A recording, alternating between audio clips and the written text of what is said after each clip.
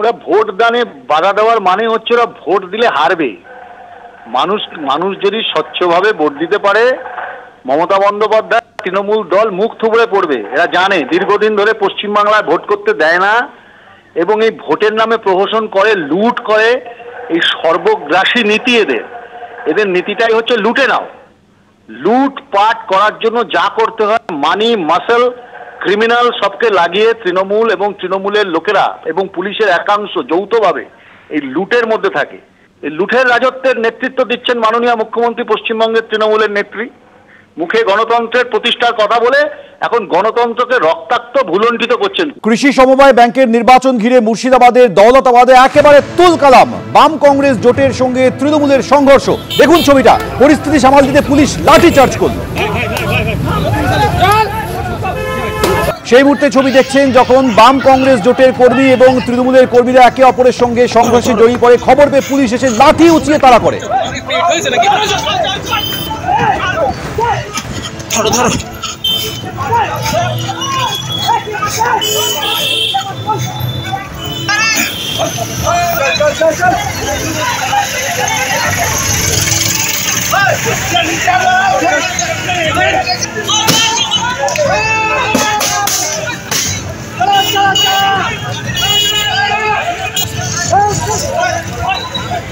এখানে কি করছিলেন আপনি? কি করছিলেন?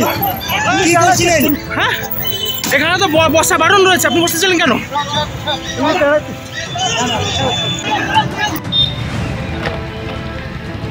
এইভাবেই আজ উত্তপ্ত হয়ে উঠল মুর্শিদাবাদের দৌলতাবাদের কৃষি সমবায় ব্যাংকের নির্বাচন। বাম কংগ্রেস জোটের কর্মীরা এবং তৃণমূলের কর্মীরা একে অপরের সঙ্গে সংঘর্ষে জড়িয়ে পড়েন। দুপক্ষে একে অপরকে মারধর করে, মারামারি শুরু হয়ে যায়, লাঠিচার্জ করতে বাধ্য হয় পুলিশ। মহারাজপুর কৃষি উন্নয়ন ব্যাংকের ভোটে ধুন্ধুমার। ভোটারদের ভোটদানে বাধার অভিযোগে তুলকালাম বেড়ে যায়। আমাদের সঙ্গে রাজীব চৌধুরী এই মুহূর্তে টেলিফোনে রয়েছে। রাজীব, একটা কৃষি সমবায় ব্যাংকের নির্বাচন, আর সেই নির্বাচনকে কেন্দ্র করে এই পরিস্থিতি হলো যে পুলিশকে লাঠিচার্জ করতে হলো, একেবারে উত্তপ্ত পরিস্থিতি।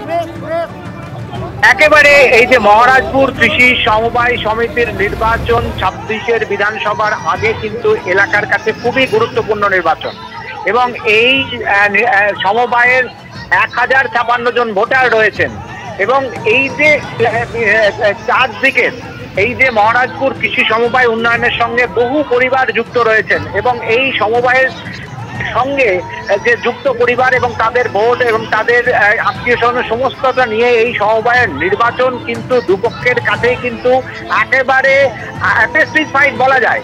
এবং বিধানসভার আগে দুপক্ষই চাইছেন যে তাদের এই যে সমবায়, সেই সমবায়ের দখল দুপক্ষই রাখতে চাইছেন।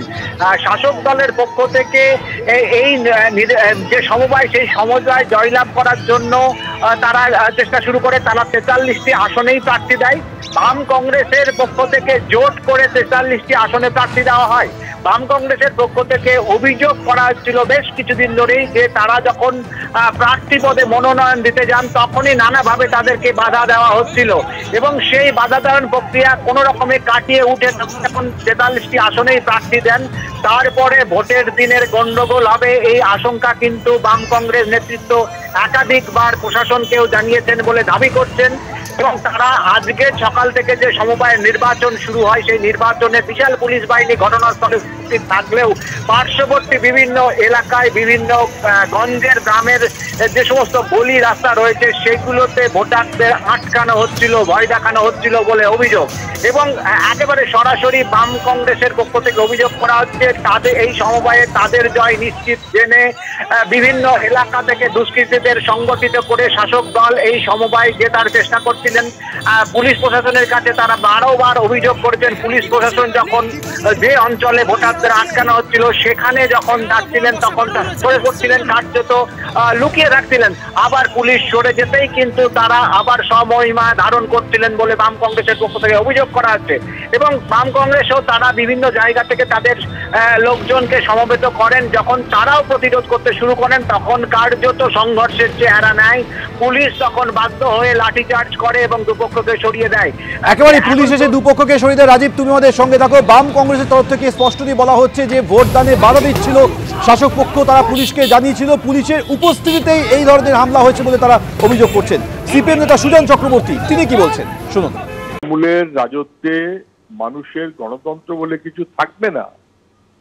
যারা পাড়ার ক্লাব দখল করে, পুজো কমিটি দখল করে, বাজার কমিটি দখল করে, সমবায় সেখানে টাকার গন্ধ আছে, অতএব সেটাকেও ধ্বংস করতে হবে। তো সমবায়ী মন ছাড়া সমবায় হয় না।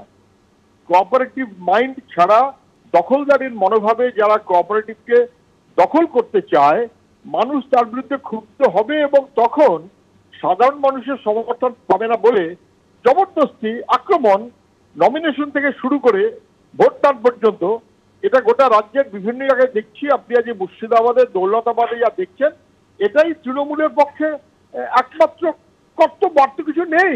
কদিন আগে মুর্শিদাবাদে ঘটনা দেখলেন না, কিভাবে গোটা তৃণমূলের কাউন্সিলর, চেয়ারম্যান তারা পর্যন্ত ইনভলভ, একটা গোটা সমাজটাকে বিচ্ছিন্ন করে দেওয়ার জন্য।